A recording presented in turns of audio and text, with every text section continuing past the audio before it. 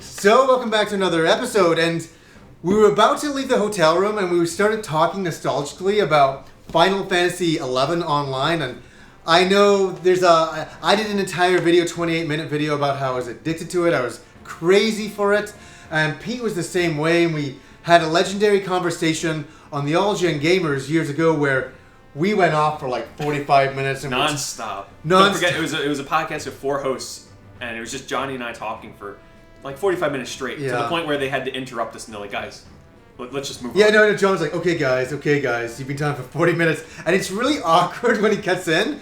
But what was kind of funny is like one of those things where you're told to go to bed. Hey, you go to bed. And you're like, no, and you stay up later. We kept talking. We kept talking. We're like, I don't care. We're going to still talk. Because it was kind of interesting. We finally had this moment where we're like, I was addicted, you were addicted. And all of a sudden we start sharing our moments about, oh my God, you went to this place and you went to there and all that kinds of stuff. And we thought we'd just talk a little bit about our memories playing it and just have a bit of a laugh. Continue the conversation that we had over like 5 years ago. My God. And so it's interesting, we'll talk about how we started. I was 28, I just lost my job, I had a lot of free time, I had my PS2. And I went on, and you said the game launched in 2002 on the PS2. I started with the PS2 version. I got it like right when it came out. Oh, did you? I didn't know you had the PS2 version. I started with the PS2 version. Got it when it came out because I was a big Final Fantasy fan. Yeah. And that would have put me in like freshman of high school or so around. Holy! Yeah. How did you even finish high school playing this thing? Like seriously? It was rough. I mean, I'd get home from school. Yeah. Go right on Final Fantasy and basically run down, eat something, and if I had to do homework, I mean, I skated by. Yeah. But it was just one of those games where your whole day revolved around it. Like I'm in school, I'm just thinking about what I'm gonna do when I get home and how I'm gonna level, what area I'm gonna go to. Could you imagine if you didn't have school? Like I did. Oh, it would have been disastrous. I was just in my little game room. Well, that's how my summers were. It was like nothing but Final Fantasy. You're just like closing the blinds no, you gotta block out the glare, so it's like you just encompass yourself in 11. And so you did the PlayStation 2 version. Mm-hmm. When did you jump? Did you change that? Like how long did you play that for? I played it up until it got released on 360. On 360. I never played it on PC. Here's the thing, Final Fantasy XI was my first real MMO. I played EverQuest on PS2 for about a month or two. I just couldn't get into EverQuest, really. Yeah. But then Final Fantasy XI was like my first exposure to an MMO. Yeah, me too. Like a wide open, go anywhere. Like, I'd done Fantasy Star Online, and, that's very limited. It's not like a persistent world where you have basically like jobs to do to make money and all that kinds of stuff, and you're really living in that world. I think that was the thing about 11 was like the interconnectedness of the game world itself was so non-linear. It's like you can go off into the wrong area, get demolished by an enemy, and have to home point back because there's no white mage there to resurrect you, and that's why you had to. What kind of set 11 apart was like that sense of community and having to band together with people to get advice. Because there was so little advice out there. The strategy guide is infamous for being freaking awful.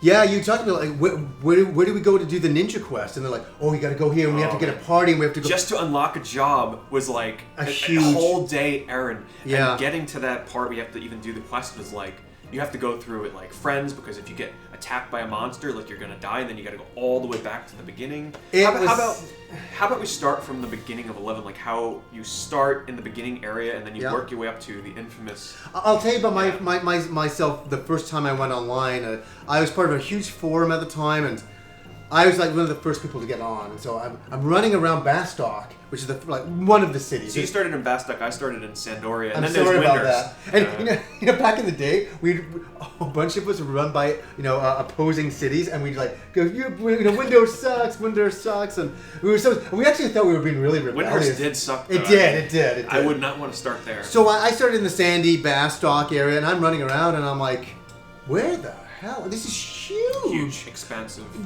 But it wasn't like just huge and stupid. Everything had a reason and a rhyme, which we found out later in the game. We had quests and things like that, and it started to make it like I could run around in the end of the game and knew exactly where I was going. Of Bastock and Riesteberg. Remember the hill? There was like a mountain that you'd have to climb up, and for your level, like you had to be around level 8 or 9, and you get to the top, and then there's a notorious monster that spawns there, Stray Mary, oh my God. That dropped the horn. I think for like Bard class. I mean, stuff like that. Where you like wander to the top of the mountain and find. Notorious monsters would basically spawn like anywhere every half an hour. Some would spawn every 16 hours. And I love what you said earlier that you could really go anywhere. And it really is, like when I started off in Bastock, it was like I can go. The city was that big that I could go anywhere and have like my own adventure with friends and do whatever you wanted to do. Well, that was the thing about 11. Like when you reach a certain level, you have to sometimes travel really far to get to where you're supposed to go next to continue leveling. And the game was sort of infamous for once you reach level 20, you're supposed to go to like the main hub of the game, known as. It wasn't Nam, I call it. Oh, you go to Juneau at that point. We're talking about Juneau, yeah. Oh, I was thinking. I was thinking about after the dunes, where you go to. I could call it Nam, Kazan. After Valkyrie Dunes is when you go to. You stay in Valkyrie until level 20, and then level 20 is when you go to Juneau, because level 20 you do Quiffam Island. You say Juneau. See, that's the funny thing about. I call it Juneau. That's the funny thing about 11. The pronunciations of some of these places, people have different. Because in your mind, as you're playing the game, you formulate what it would sound like. You never really, it was hard to meet people that played 11 and spoke what it was. It's all text. The names, yeah. It's all texting and stuff. But getting back to where we all started from, I just started running around the city, and it's just like so vast and so crazy. And then I was meeting up with people from the forums. I couldn't even meet one of my best friends online at the time. It took us like half an hour to finally meet. If you start on a different starting city, I mean, it's a trek. It's like an adventure in itself, which leads me to the point when I had to make it to Juneau or Juneau. Yeah. You can't just, like, if you try and go there by yourself, you're going to get attacked. You get attacked by one enemy because you're going through areas on you, you're like dead. 40 levels above you, so you have to get, like, I had someone guide me through all these areas. It's one of the most memorable moments I had with 11 is just being guided and, like, sneaking through the enemies and making it all the way to Juneau, and it was, like, this big relief. I know, and you felt like you were really at someplace important. I think that we also have to talk about that, is that the game was really real to me. It wasn't like all the places in the game felt like really lived in places. When I got to Juneau, I felt like this is the mecca of the game, and there was so much activity at that time. It's a 3-level sprawling city, like where all the high levels would. And there's hundreds of people. It just felt like I hate to use this stupid thing like something like out of Harry Potter, but there's like mages running by. I mean, it was this high level, like crazy here's the thing stuff. about 11. Yeah. Okay, sorry to derail, but the thing about 11 is you judge people on their equipment. You do. So when you would see a level, I got judged. At the time, the highest level was 75. So if you saw a level 75 pass by with like some awesome looking armor, you can examine them, every piece of gear, and I'm like, wow. Can I tell you, when I got to Juneau, a Dark Knight came up to me, because I'd just become a Dark Knight at some point, and he's like, he goes, it was so interesting. He's like, show me your equipment. And I'm like, yeah, and you were in awe of a high level Dark Knight. And he's like, you need more dexterity here, you need to improve this, you need Dark this. Knights had horrible accuracy, so you needed dexterity and accuracy. Yeah, to bring it all Dark up. Knights were infamous for missing. For sure. So he's like, come back to me when you get the better stuff. And you know what's isn't it so weird? I went off and I was gone for maybe like a week and two doing my stuff, and I ran back into him, and I'm like, hey, and he said, hey, he's like, have you improved? And I showed him my stuff. He's like, and he said something like, you're a Dark Knight now. And it was so cool. It was so cool. I felt like, yes, there was like this camaraderie between, because different jobs were higher priority than others. So you had like the higher tier, and then you had like the low man on the totem pole, and dragoons were one of those jobs at one point. And I remember I used to love playing the jobs that no one really liked to level, because I liked the challenge of picking that job that doesn't really get invited to parties a lot. You picked it. Why would you pick that job? Johnny, I picked the worst jobs in the world. You picked Beastmaster? I didn't play Beastmaster. Okay, what else did you play then? Well, I may have played jobs that came out after you stopped playing. Did you play when they introduced like Puppet Master? That was just after, yeah. So Puppet Master, when it came out, was infamous for being completely broken. It was like a useless job. It was like a monk that had horrible damage. It was a melee class that equipped mage clothing. Like, it was horrible. That's weird. So I made it a goal of mine to level that job to the max level, which at the time I think was 75. And I tell you, I'm not exaggerating when I would sit there and wait 6 hours for a party invite. And then what I used to do was I used to leave the game running, because I'd play on 360 when Puppet Master came out. And I'd turn off all in-game volume, all music, all sound effects, except for the sound that played when you got a whisper. Because that's how you get invited to a party. It's like, hey, party, do you need it or something?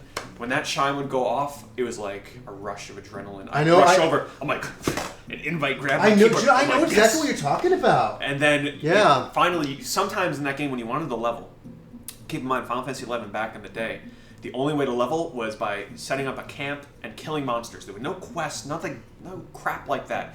It was hardcore grinding, and sometimes you'd have to travel to the good experience spots like half an hour. Yeah, I know. Half an hour. I know. And then you get there, and it's like as soon as you get there, the white mage has to go. Oh, I know. And then you're stuck there waiting. You do another one hour. battle, and then you're like, oh god, and then somebody will always say, I know somebody, and they're gonna come online, but we have to wait 15 minutes, and you're like, oh come on. So even if you get that invite, it's like. It was a big ordeal. When you got in a party that lasted for hours and like no one wanted to leave because it's like it's hard to get a good experience point party back then. You needed a party back then to progress through the game. You couldn't do solo. There's no solomanship. You can only solo 1 to 10. It was a 1 to 10, yeah. Level 1 through 10 you can solo. Yeah. Or if you played a Beastmaster, but my god, if you played a Beastmaster. Yeah, that was weird back then. Final Fantasy 11 was not meant to be soloed, so if you were like a masochist, you play Beastmaster. Yeah, like the Beastmaster guys were off on their own, doing their own things, you know. They were like the lone bandits. It's like the hillbillies. You come across a Beastmaster out in the wild somewhere, and you just like. You say hello, you wave to them, you're like, man. Yeah, and they wouldn't really. They were dedicated. They wouldn't even say anything to you, you know? As they run by with all these creatures. And then you see them like get killed by a monster, and you know that they just have to teleport all the way back, and you're like, man, those poor guys. Yeah, you know, it's funny. It always brings me to that legendary story in Kazam. Was it Kazam? Kazam is the place you go after Quiffum. Level 30 you go. You take the boat. Yeah, it was a big Remember deal. You have to get the keys to go to Kazam. I can't remember getting the keys. I don't remember that part. Yeah, so to get to Kazam, okay, you have to get... It's Kazam, right? Kazam. Yeah, it's been a while, yeah. Remember.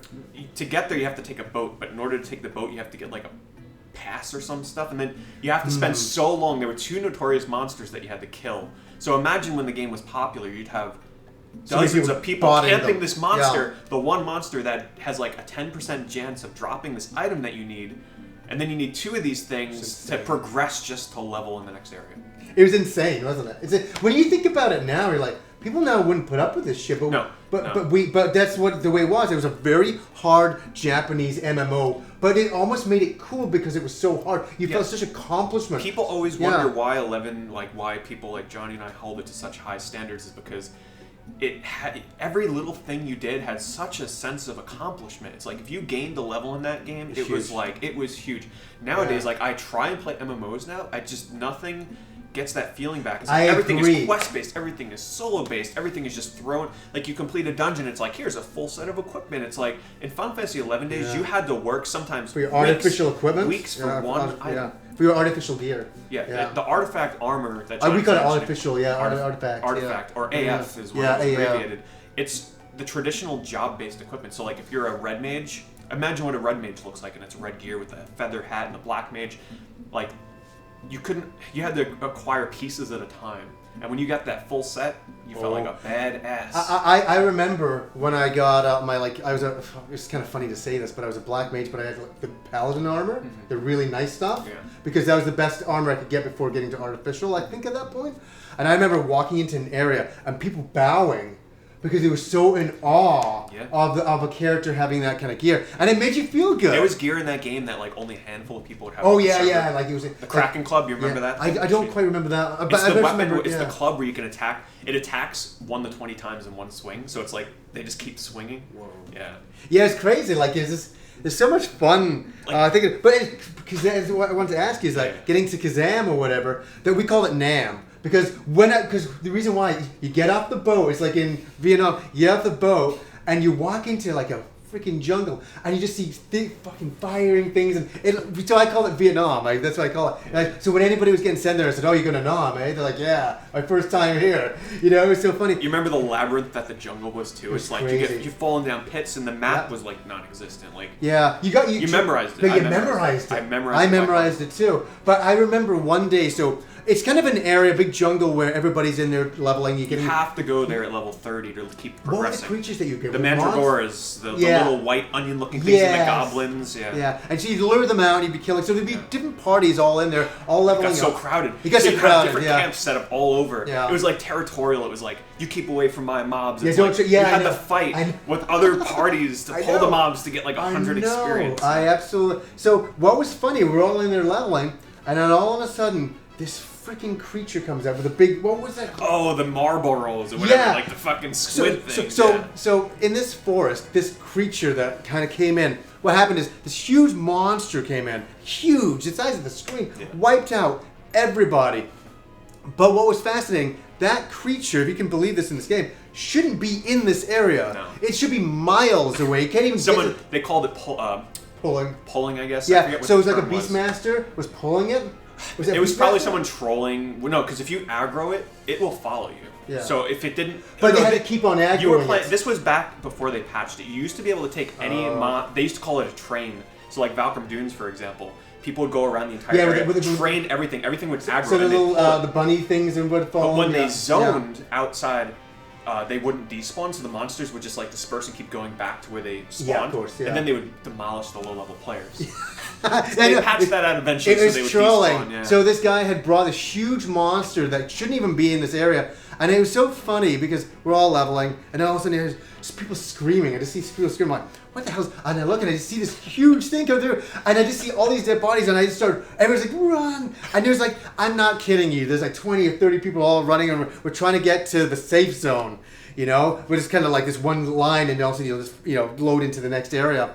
And if it hits you as you're zoning, by the way, you'll die on the opposite end. Yeah, it's terrifying. And so I was screaming, and it was so close, and boom, I get in, and all of a sudden, there was all these people behind me, no joke, and all of a sudden, I show up, I load up, I made it, and I look behind me, and I'm waiting, and all the people, like, one other person shows up, another person, I'm like, where is everybody? I'm like, should we go on to the other side? Should we find out what happened to everybody? But no, we're not doing anything yet, no, I'm sending messages, I'm not getting anything back yet, blah, blah, and we're like, holy shit, everybody's dead back then. All like we're thinking we gotta get white mages, so I'm putting out calls. Here's the thing: when you died in that game, right? Yeah. You have to set home points. If you forgot to set a home point somewhere, you might get sent back like far away. And if you have to take an airship, sometimes you have to wait for the airship to come, and then you gotta wait for the airship ride, which is like 5 to 10 minutes. Yeah. So if you died, if a white mage that was high enough level wasn't in the area, tough luck. And so we all waited, and we're like, and so somebody's like, I'm gonna go check. I'm like, okay. So they went, loaded in. And they came back like, yeah, it's okay. So the monster's going back. So we go in, and you can just see the monster going back. It was so cool. It was so cool. Moments like that. Yeah, and that's what it was. Is a moment that it was like true Dungeons and Dragons that you could go anywhere, anything could happen at any time. One of my most memorable moments, like getting back to the community sense and friendships in 11. Yeah. So to get a lot of gear in that game, a lot of it dropped specifically just from one monster in the game, and those monsters you couldn't kill by yourself. It would be in a dangerous area. The monster would just flat out kill you, even if you're the highest level. But if you wanted to be the best of the best, when you got invited to a party in that game, people judged you by the gear. They remember the good people like that have good equipment and who were good at pulling or and grading the aggro and not like. Yeah. So when I was playing Dragoon, there was a specific at the time one of the best equipment you could have was the assault jerkin. I don't know if you remember. It was like they called it the pumpkin gear. It was like black and orange stripes. Yeah. And it had high accuracy, and it was 20 accuracy, 20 attack, I believe. I can't believe I even still remember this. And it was, I forget the area where it spawned, but you had to kill these corals or these like tiger things in this cave.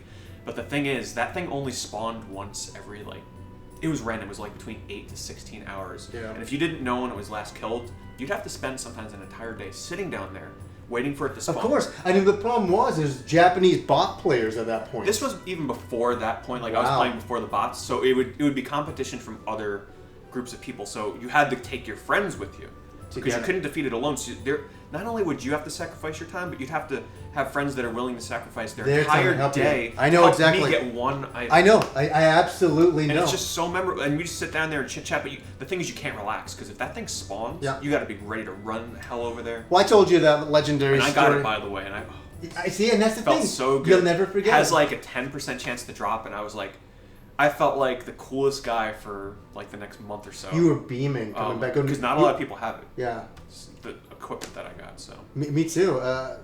I remember telling you, I went to the tower. What was that weird tower? Delkfoot Tower. And we all went. Quiffham, and people were like. With the big trolls, right? Yes. It was, what was? I'm just trying to remember. I just remember saying, people saying, there's a rumor that this ring drops. That the slimes. There were slimes on the staircases.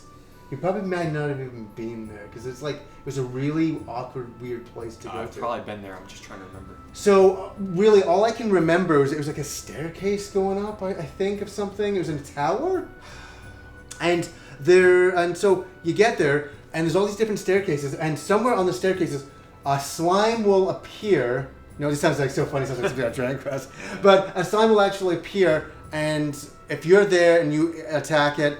It has like a 1 in ridiculous amount that'll drop It'll drop. Oh, I know. It'll drop a ring. I know. I don't remember. I know what you're talking about. It was like, it was a slime, and it was heavily camped. Like this one item that would drop. Yes. And you sold for $1 million. Something for mages that was really important. Yes, but we wanted it just because we wanted to sell it, so we could upgrade. You could go buy good equipment. That was the thing in 11. Like money was everything. You had to. We called it farming. Digging in the dirt. Like you would have to spend a day going to an area, killing monsters over and over and over to get items to sell in the auction house. There was no quest goal in like MMOs today. Yeah. You had to like. It felt like working a job where you had to get items to sell. And I broke down. I bought gold. Holy! We talked about it all the time. Yeah. A lot of us were tempted, but we never did it. I had this moment where I was farming in Pashal Marshlands, which is like this swampy area where you kill these the quad apps. I can't believe we got to this moment. I can't believe I'm remembering the names because I haven't played 11 in a long time. But I'm killing these like turtle things for whatever the hell they drop, and every one is like 1,000 gold, and it adds up. And I'm just like. I've been doing this for the past few days, hours and hours a day. I'm like, I can't take this anymore. I'm not even enjoying and playing the game because all I'm spending my time doing is farming. So I'm like, that's it. I'm going to buy a guild. And it was an interesting experience because you have to go on to... Yes. These bots would spam the links in like text chat in the game. And, it's a common thing today, but back in 11, like, it was still relatively new. Like, they weren't there in the beginning. Yeah. It was more mid to late life in the game. So I bought, and I spent hundreds of dollars on gold. And some items I bought, and I'm like, to me it was worth it because it was allowing. This was not in my beginnings of Final Fantasy XI. This is like many, many years later when I was starting to feel the decline and the willingness to play it. I'm like, you know what? Let me just buy some of these items and feel really good about it. I don't regret it.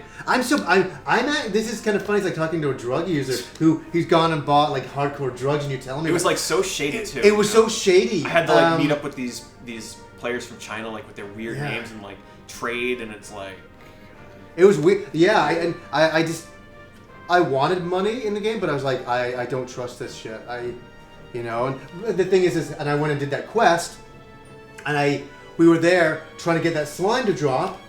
And it was like, it's not going to happen, it's not going to happen. And Japanese bot players were all there, so if the slime appeared, they would automatically attack. And they didn't combat initiated and all that, but we were just human players. But there was this one time, I'm standing there, and all of a sudden, it appears, and this Japanese bot player starts to come to it, and I started it. We started combat, just like we had done a bunch of times that day, lots of times I should say. We were there for hours, and all of a sudden, I'll never forget it. I forget even how it shows up. You just see it. You get this, and I saw the thing. I just freaked out. I was screaming. I was running. I was like, that's elation, man. See, 11, you had to work so hard to get stuff in the game. So when you got it, it was like such elation. A reward. I remember with the mage Wugark, I think his name was.